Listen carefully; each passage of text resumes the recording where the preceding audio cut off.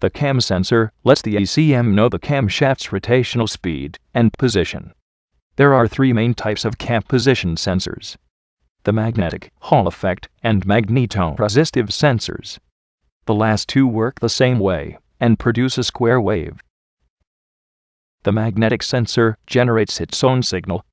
It is composed of an internal coil that captures the magnetic field and has two wires.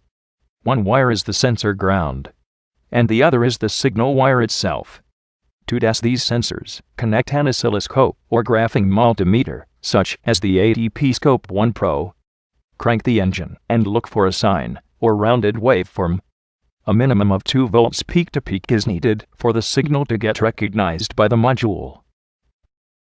The Hall effect and magnetoresistive sensor has 3 wires and an internal transistor. The sensor ground, the 12-volt reference, and the signal wire, which is usually a 5-volt reference. It is the job of the 3-wire Hall effect sensor to toggle or bring this 5-volt reference voltage to ground as the engine turns. Perform all Hall effect sensor tests with key on, engine off. To test the Hall effect sensor, connect a test light to battery positive. Then, probe at the sensor ECM provided ground. You should see a bright light. Change the test light to battery ground and probe at the sensor's 12-volt reference wire.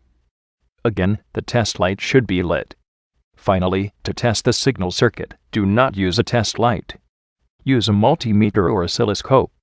Connect to the sensor's signal wire. With key on, engine off, should see reference voltage, usually 5 volts. Then, crank the engine and look for a square wave at the scope screen or a changing DC voltage. Magnetic sensors produce a sine wave. Hall effect sensors produce a square wave. A trick to use on a non-responsive sensor is to connect a test light to battery ground. Turn the key on, disconnect the cam sensor, and momentarily touch the signal wire, on and off. This should trigger the sensor into producing a signal. A final trick to use is to grab a soldering gun, put the back part close to the sensor, and press the trigger. The expanding magnetic field from the soldering gun will make the sensor create a signal.